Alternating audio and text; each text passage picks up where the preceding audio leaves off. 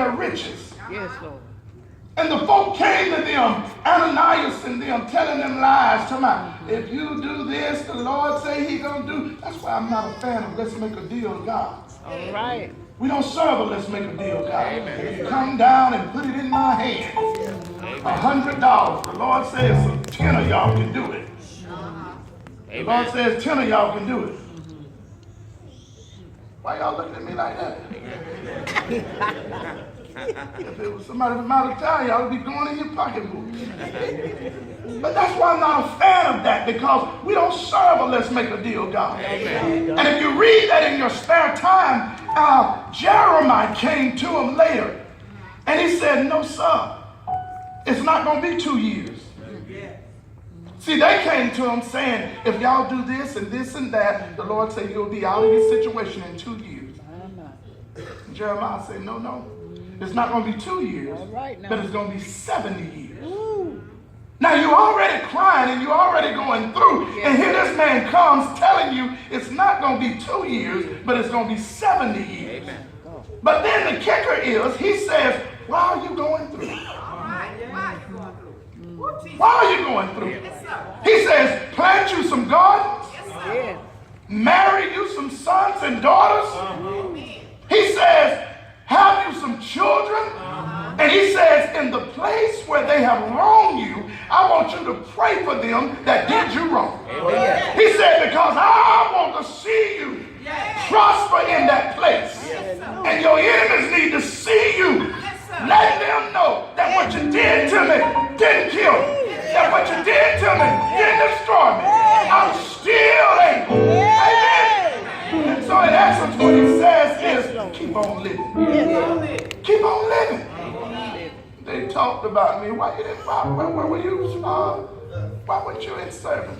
They hurt my feelings. Amen. They don't have your blessings. Amen. You just helping the enemy. Amen. That's right. He says, based on the substance of what you're made of, tells me what you'll do after you've been dropped. And I know I'm not preaching to just anybody and not talking to just anybody, because I see some folk in here saying, I know that's right. That's right. That's right. Because if I was preaching to just some regular folk, after what you've been through this year, after what you've gone through in the last 8 or 9 months, you know you would have fallen apart. Amen. You know your mind wouldn't be where it needs to be. Amen. You would have gave up. And if the truth be told, you can look back and somebody did give up. Yeah. But I'm still here. Yes, amen. Amen. Glory, glory. Thank you, Jesus. But lots of time I say, and we don't talk about the haters much, but lots of time everybody got them. Amen. Lots of time what the haters have not been able to figure out, that after all you've been through, why are you still standing? Right. After all you've been through, why do you keep bouncing back? The enemy wanted you to lay down and die, wanted you to shatter to pieces and fall apart. All right now. But Grandmama and them told us that it was something on the inside. Yeah. Come on. Yes. That's working on the outside. Yes. That's causing a change in the atmosphere. Yes. And when the enemy say, die, the Lord says, live. Yes. When the enemy says, go down, the Lord says, stand up. When the enemy says, it's over for you, the Lord says, I'm giving you another chance. Yes. Amen. Yes. We serve a God. Yes. Amen. But the lesson teaches that somebody here today, in spite of what you were going through, you know that you didn't fall to pieces. In spite of what you were going through, you didn't lay down and die. But you remembered that God had promised you. Yes, sir. Anybody know they got a promise with the name on it? Yes. And so since you didn't lay down then, you're saying he's the same God. Same God. Amen. He's the same God. Amen. And this ain't the first time I had to cry. This ain't the first time I had to be by myself. Right. This ain't the first time that phony folk walked away from me. Right now. So I'm still able. Yeah. Amen. Amen. Amen. So listen, I'm on my way out of here. Now you must remember, earlier in the text, Paul says that an angel of the Lord had spoken to him. Yes, sir. and said, if we all stay on the ship. Do you remember him reading that? Yeah. If we be obedient, then we'll be saved. See, if the enemy can keep you running from here and running from there and jumping over here and moving over there and doing this and doing that, that's no stability. Amen. And whenever you serve God, there's got to be something in you that causes you to be stable. Why? Because I'm not standing on my own. But Paul said it better than I ever heard it. He said, when I stand, I want to stand in the power of his might. And baby, when you stand in the power of his might, you're standing on a solid foundation. And I don't care what storm comes. I don't care what situation comes. God will cause you to be able to stand firm and say, I shall not be moved. I shall not. Oh my God.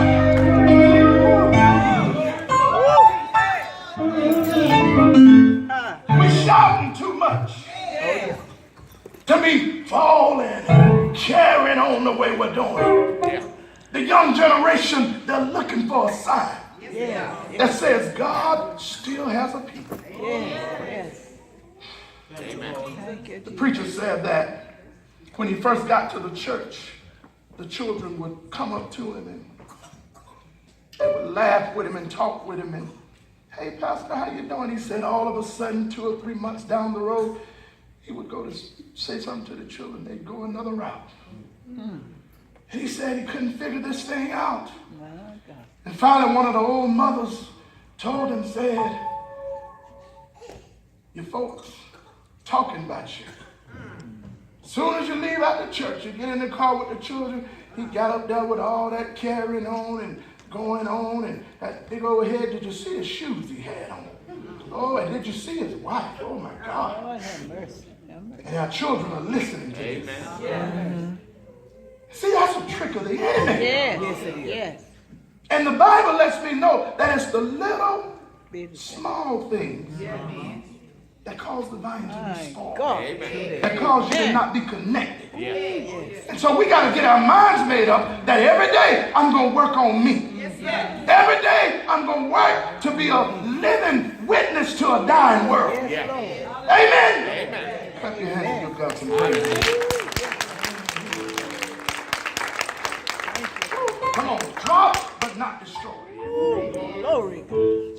And so it says that in this, there's a study of over 2 billion people. And this is something that man put together here, but it's factual. Over 2 billion people each year, and I want you to listen to this, they defy something called gravity. They defy this thing called gravity by getting on a plane. And they go up 40, 50,000 feet. Still, there are millions that say, no, I'm not getting on the plane. And so, but the truth is, it's safer in the air than it is on the ground. Amen. How many believe that? Amen. Says that your chances of dying on a plane are 9 million to 1. Somebody said that still don't convince me. But this is what I want you to listen to. Yes, Lord. The study says that before boarding a plane, they ask some questions. They ID you, and they ask for ID because the study says they need to know who you are. Amen. And then somebody said, but notice this, they only ask for ID on your way up. Right. Because when you come down, it don't matter. Amen. Who you are. Right. But what they got out of this, anytime you get ready to move to another level or to go to another level, anytime you get ready to rise above, you need to know who you're flying with. Amen. Anytime you get ready to move somewhere in God, you need to know who you're riding with. Yes. Amen. Amen. Because sometimes folk will stand with you because they believe in what you believe in. Yes. They'll fight for you because they believe in what you believe in. But when you start rising, they'll walk away from you because they believe in what you believe in, but they don't believe in you. Amen. Now that's better than what you're shouting. are called combatants. And then there's some folk that are called confidants. A confidant will stand by you, stand with you, and stand for you. A combatant will stand by you, stand with you, but they won't stand for you. Simply because they believe in what you're fighting for, but they don't believe in you. Anybody ever had any friends like that? Yeah. You shared your last and your horrible situation with them, and all of a sudden, the person that you thought was for you broke your heart. Simply because they believed in what you believed in. Oh yeah, I like ice cream too. Let's go to Dairy Queen. But they didn't believe in you. Amen. Right. Amen. That's why you have to prepare yourself to not be let down by people. Amen. That's the reason grandmama never used to say, I want you to listen to this. This joy that I have, the world didn't give it to me. And the world can't take it away. Because if your joy is based on people, based on places, based on stuff, then when the stuff goes, when the people go, so goes your joy. But when you're studying about God, it don't matter who come or who goes. Hallelujah. Amen. Amen. Amen. Bless your name, David. Thank you, Jesus. So he says that it don't matter when you come down. Thank you, Jesus. It don't matter. Oh, my God. One thing the enemy cannot stand is the fact that some of you here this morning, in spite of what you've lost, it has not hindered your praise. Amen. That's the truth. In spite of what you're going through, it hasn't stopped you from saying, yes, Lord. Amen. Amen. Some say marriage and sickness. Somebody says church hurt. Somebody says I had a broken heart. But all of that is a crash that you can survive. Amen. Amen. Thank you, God. One thing the enemy cannot stand is a survivor. We got any survivors in here? Amen. Listen to this. In the natural, if you're insured, then you get something back Yes, Lord. because you're a survivor. In the natural.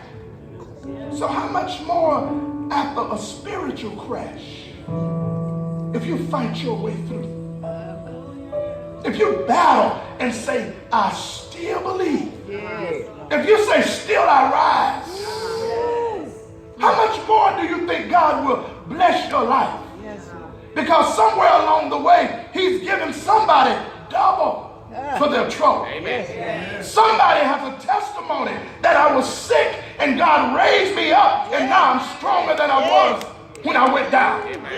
Somebody has a testimony that I lost everything I had and now I have more than I had when I lost everything. And the Bible says he has no respecter of person. If he did it for them, he'll do it for you. Amen.